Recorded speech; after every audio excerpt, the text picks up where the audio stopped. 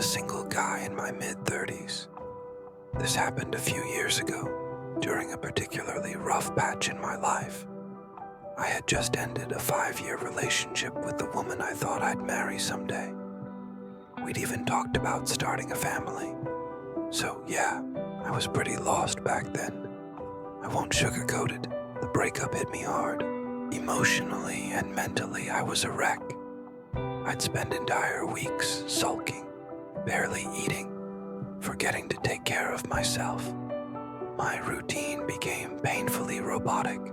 Wake up, go to work, come home, crawl into bed, repeat. Weekends were worse. I wouldn't leave the house. I'd just lie there, binging movies I couldn't even remember afterward. They were just noise, background to my own numbness. But anyway, enough of the sob story. I'm doing better now. Still, I occasionally think about how life might have turned out if things had gone differently. So it was a Saturday night, and like usual, I was slumped on the couch in my bedroom. Yep, I have a TV in there. I was barely moving except to hit play on another random flick. Couldn't even tell you what it was. Some mindless action movie I'd forget before the credits rolled. Around 9 p.m., I glanced at my phone. My mom was calling. Again, for the 4th time that day. I felt bad, but I let it ring. I knew she meant well, just checking if I'd eaten or stepped outside. But I wasn't ready to hear any of that. Eventually, I backed out of the movie and clicked on a horror film I'd never heard of. The thumbnail looked grainy and low effort, but I didn't care. I figured I'd half watch it until I passed out. About 20 minutes in, it was obvious the movie was garbage. The audio mixing was atrocious. Dialogue was whisper quiet, and every sound effect hit like an explosion. Still, for some reason, I kept watching. Maybe I was just too lazy to find something else. Then, I started noticing this weird sound. A sharp, metallic clang, like a pipe striking concrete. But it didn't match anything on screen. No metal objects, no warehouse setting, no relevant context. It wasn't even timed with the jump scares. It repeated every minute or so, identical each time. Same pitch, same volume. It was way too consistent for bad sound design, and the rest of the audio was so awful. It made me wonder how this film even made it to streaming. Despite myself, I kept it playing, half because I wanted to roast it, and half because I was oddly curious how something this terrible would end. About halfway through, I got up to use the bathroom. Strangely, I paused the movie, something I usually didn't bother with. When I came back and sat down, I hovered my thumb over the play button. Then I heard it again, that same clang, but the movie was paused. I froze. The sound had been loud and clear, coming from somewhere inside the house. That's when it hit me. It had never been part of the movie. I sat still, just listening, trying to convince myself I imagined it. Then, about 45 seconds later, clang. Same sound. That's when panic kicked in. I jumped up, grabbed a knife from my desk, and went room to room, checking every possible hiding spot. Nothing. No signs of forced entry. No movement. No explanation. Then, while walking back up the stairs, I heard it again. Fainter this time. It sounded like it was coming from my room, but I had been sitting there the whole time. And that's when it clicked. I had a few windows cracked open. Spring air, warm breeze. I'd started leaving them open in the evenings. So what if the sound wasn't inside? What if it had been outside the whole time? Somehow, that made it worse. I walked to the window and gently pushed the curtain aside.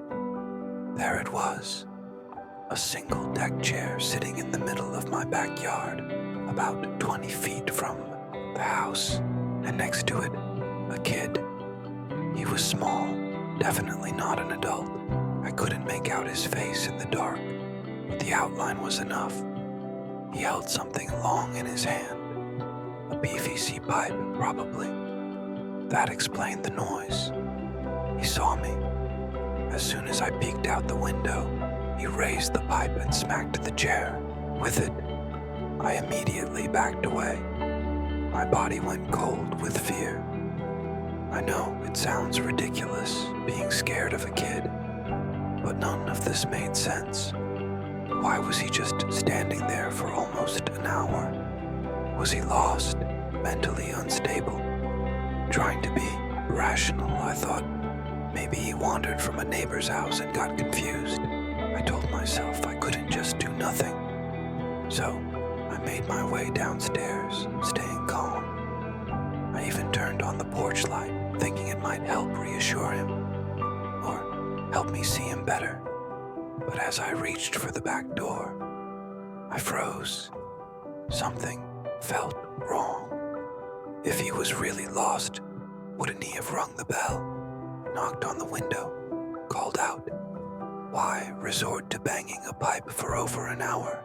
It was bizarre. My gut screamed, "Don't open that door." So instead, I crept over to a small window next to the door, peeking through the blinds.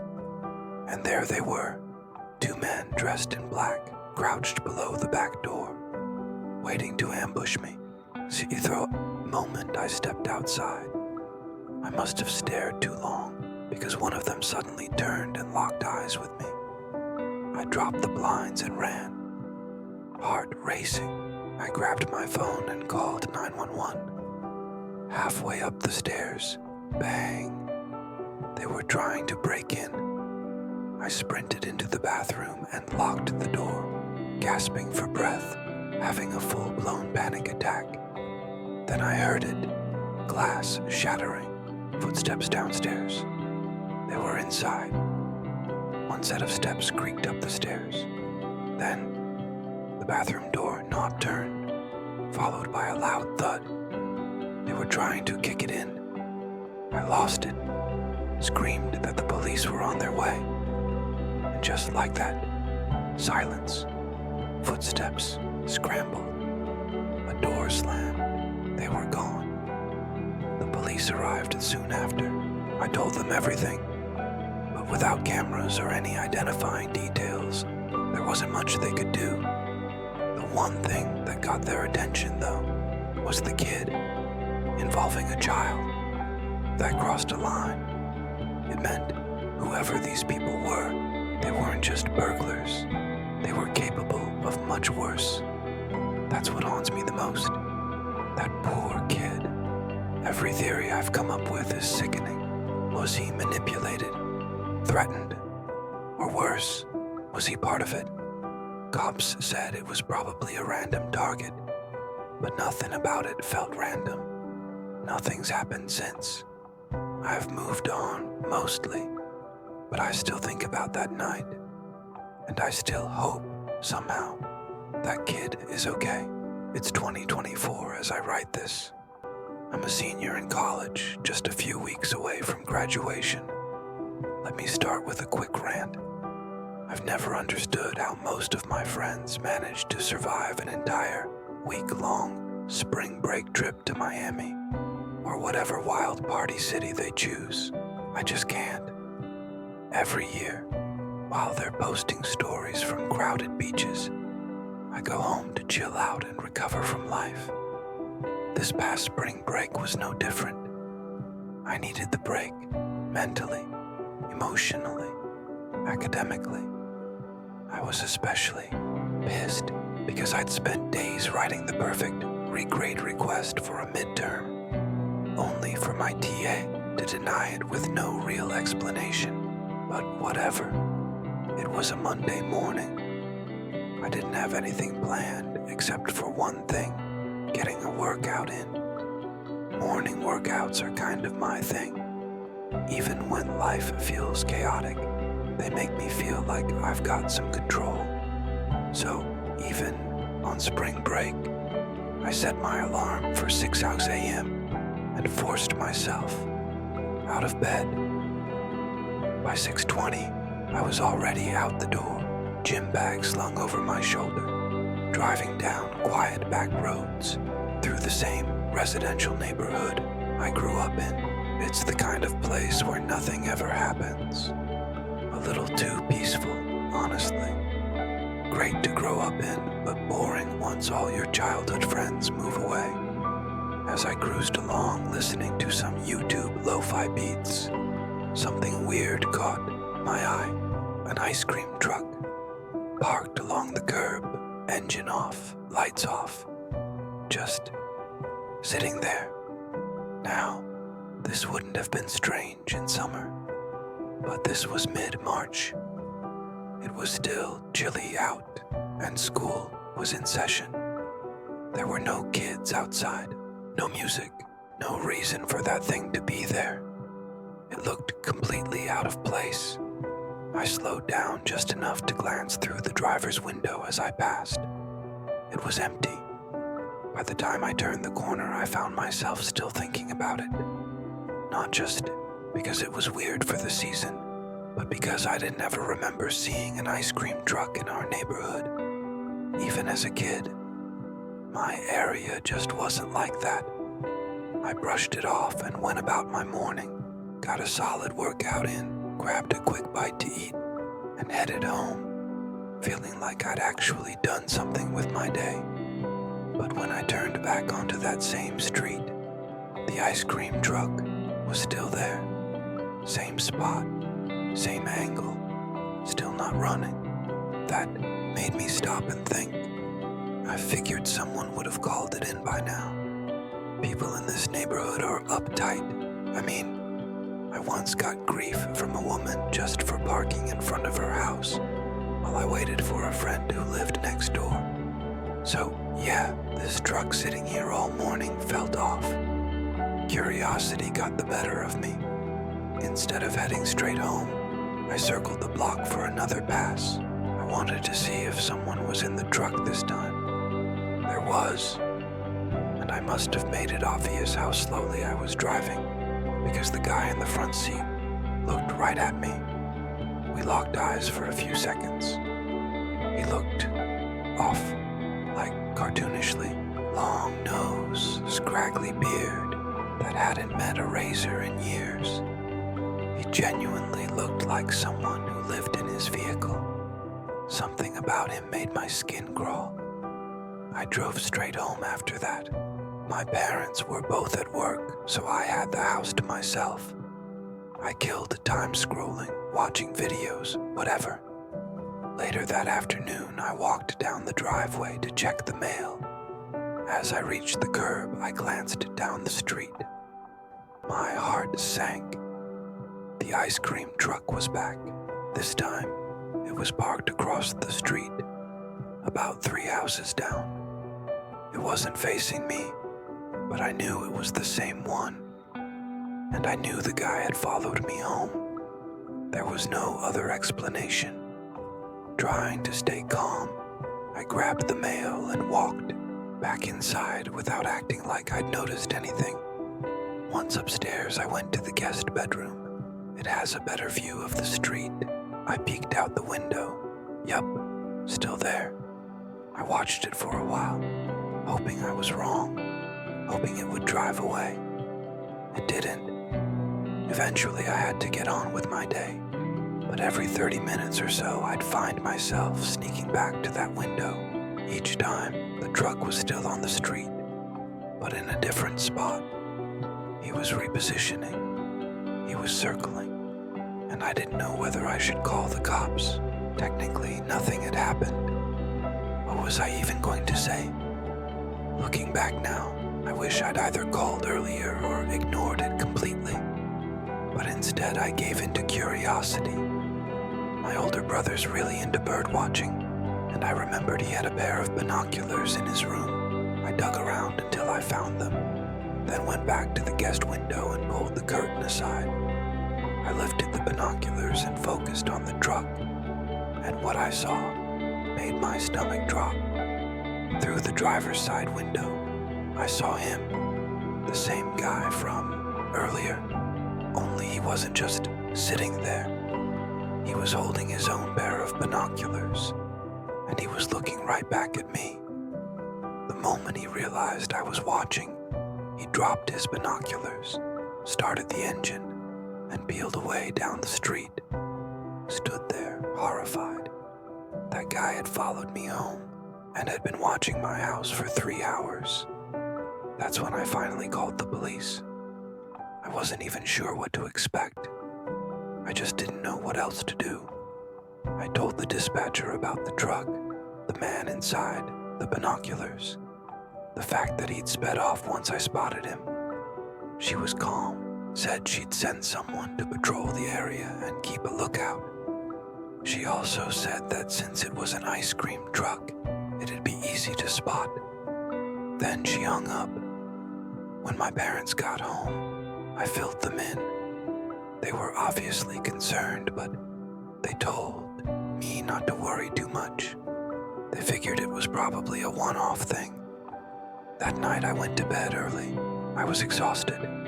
But around 3 a.m., I woke up suddenly. No nightmare, no noise, just this weird feeling. Instinctively, I grabbed my phone, checked the time, 3:14 a.m., and then I heard it faint from outside, that whimsical, almost haunting sound of ice cream truck music. It was very faint, almost too faint to notice at first. I kept listening, and panic started building inside me when I realized what kind of music it was. The jingle of an ice cream truck. Before I could do anything, something clicked softly against the glass of my bedroom window. I instantly connected the dots. Someone was throwing rocks at my window. That had to be what woke me up. The music was way too quiet on its own. I sat frozen for a while, staring at the wall across from me. I kept telling myself to look, to just get up and check. But every time I started to move, my body locked up again. Eventually, I forced myself to do it. I crept toward the window and stood to the side of it for a second. On the count of 3, I peeled back the curtain in one fluid motion and looked. The man from earlier was standing in the middle of my front yard, right below my window. On either side of him, holding his hands, were 2 small children, or at least they looked like children, based on how short they were. I really couldn't tell on account of how dark it was. I didn't waste another second. I tried to ignore the pounding in my chest, stepped away from the window, and immediately went to wake up my dad. I had already dialed 911 by the time he went downstairs to have a look around. My dad's a pretty tough guy, so I figured he'd want to handle things himself. Unfortunately, that man had somehow slipped away in the few minutes it took us to get outside. The police arrived a while later. A few days went by and we never heard anything. I eventually had to go back to school, but my parents promised me they'd be on high alert. That was almost a month ago, and luckily, my parents haven't told me about any strange occurrences since then.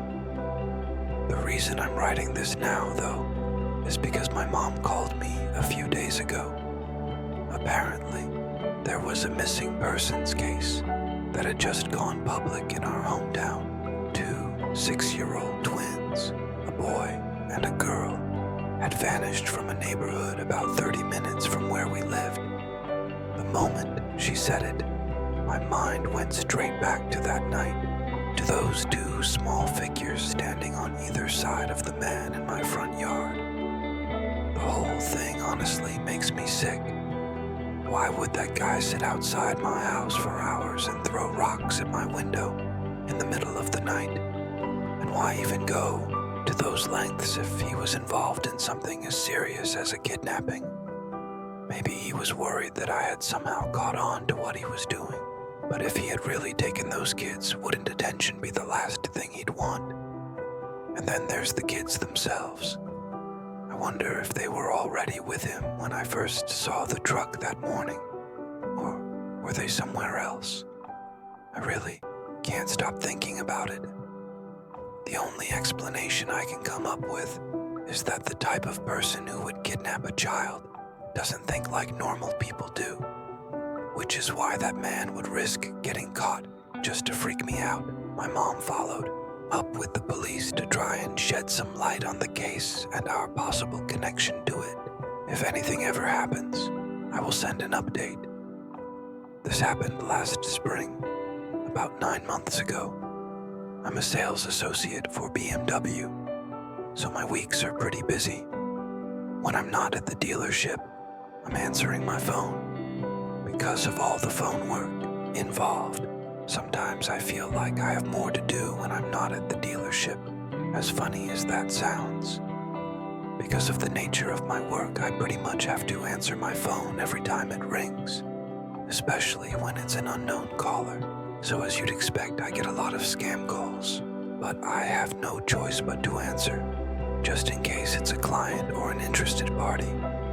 One night, sometime after 10 p.m., my phone started ringing.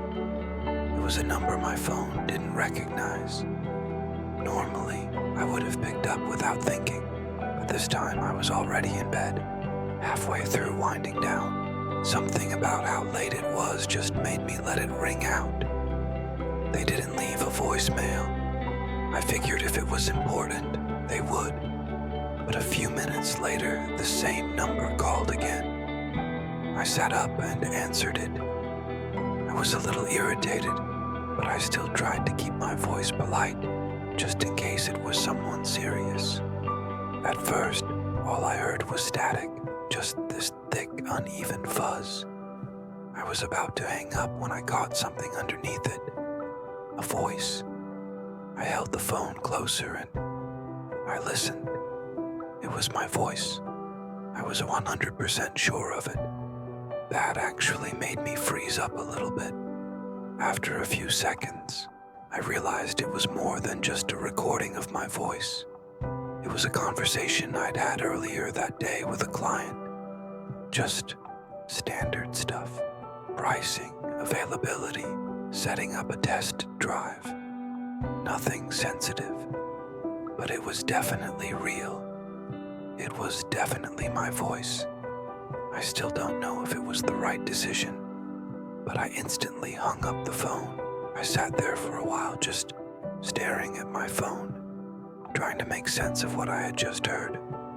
I wasn't panicking, but I definitely wasn't calm either. The best way I can describe what I was feeling was a mix of confusion and unease. First thought was that maybe it was the client I had talked to earlier. Maybe he had accidentally called me while trying to play back the call or record it for his own notes. I really don't know.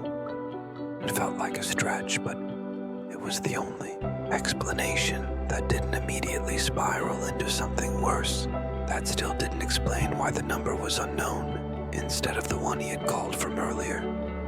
But it was the best I could come up with.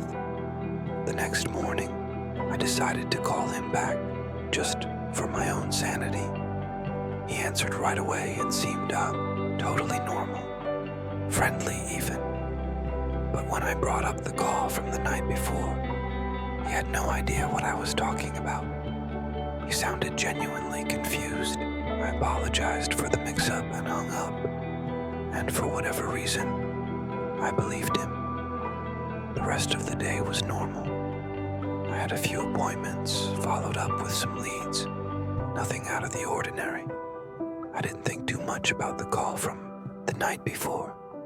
But later that night, around the same time, I got another call. The number wasn't saved in my phone again, but it was different from the number that had called me the night before. This time, I answered it immediately. Exactly what I was dreading happened. It was another static-heavy recording of a conversation I had that day with a client, a different client, a whole different conversation entirely. I hung up again without saying anything. That night was when it really started getting to me, because now it felt intentional. And I noticed something else. The recording didn't include the client's voice. It was only me talking, like a one-sided call. I started wondering if someone had been listening in on my conversations and recording me somehow. I didn't sleep very well that night. I couldn't stop thinking about it, but I didn't know what to do. I never thought I was a paranoid person, but the next week of my life proved me wrong. Every night for a week, the same thing would happen. I'd get a call from a random number and would listen to a staticky recording of a conversation I'd had that day. I started recording the calls myself. I can't even tell you why. I just thought it was the smart thing to do. By the third or fourth night, it started to wear on me. Not just in a creepy, this is weird kind of way. I mean, it actually started to mess with my head. I couldn't relax. I couldn't think. I'd catch myself looking out the window every few minutes, like someone might be standing out there watching me. I started triple locking my front door. Then I started leaving a light on in every room at night. At one point, I even moved a chair in front of my bedroom door. Looking back, it's really hard for me to explain any of these decisions. But my mind was in a very different place during that period. Anytime my phone rang, even during the day, I'd step outside and answer it from the safety of my car, where I could see every angle around me. It sounds crazy now, but I couldn't shake the feeling that I was being watched. At one point, I even brought it up with the police. I felt ridiculous doing it, but I figured if someone was monitoring me, I had to at least make some kind of report. The officer I spoke to was polite enough, but I could tell right away they didn't take it seriously. He said they could try looking into the numbers, but unless there was a direct threat or evidence of harassment, there wasn't much they could do. I don't know if they actually tried to trace the calls or just filed it away and forgot about it. Either way, it didn't help. If anything, it made me feel more alone in it. A few days later, though, the calls suddenly stopped. That week of obsessively checking my surroundings and answering calls from my car must have deterred whoever was harassing me. Part of me wanted to believe it was over, but I couldn't relax. If anything, the sudden absence of contact actually caused me to spiral even further into paranoia. My mom is schizophrenic, so I always figured I was predisposed to developing some kind of mental condition, but it was literally happening right before my very eyes. I was becoming one of those reclusive people who think the entire world is spying on them. I ended up getting a brand new personal phone number. It was a massive headache. Switching numbers meant having to re-establish contact with clients, update everything linked to my phone, and risk missing out on people trying to get in touch with me. But I did it anyway. I couldn't shake the feeling that my old number had been compromised somehow. After a few more days of radio silence, the thing I was dreading happened. One night after work, I got another call. It was exactly like the ones before it. I kept my cool, and instead of remaining silent and hanging up, I actually spoke. I said something along the lines of, "I don't know who you are or why you're doing this, but if it's money you want, I've got it." I went on to say that I'd happily pay to be left alone. I gave the person my address and said I'd be willing to meet. And then, for the first time, there was an actual voice on the other end. It sounded like they were using a voice changer, and all they said was, "Levin." Before hanging up, I know what you're thinking. Why the hell would I volunteer my address like that? Honestly, I can't answer that question. I was acting irrationally. I know that. But it's impossible for me to explain exactly how my mind was working during that time. So I'm not even going to bother. The next 4 days were the most traumatic and stressful moments of my life. I'm not sure how much I can even type out without getting too graphic, but here goes. I have a handgun in my house for personal safety. I grabbed it from my room, loaded it, and sat at my kitchen table and waited. I can't even begin to explain all the thoughts that were bouncing around in my head.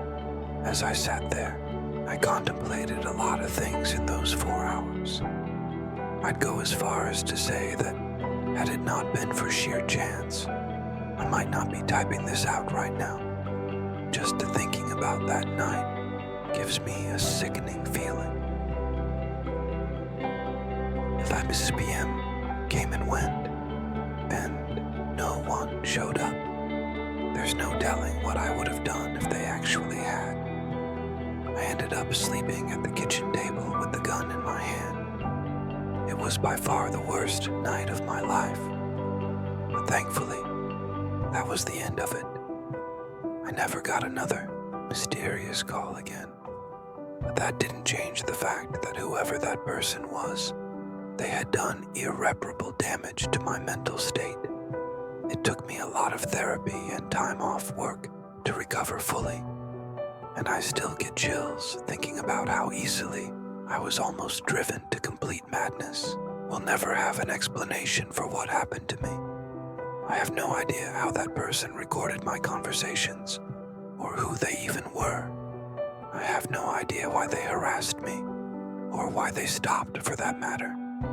I've since moved out of that house, but there's not much more I can do beyond that. If anything, this experience has made me a lot more fearful of the future. I can't help but think that I'm destined to end up just like my mom. Hopefully, getting this out there will help me heal in some way.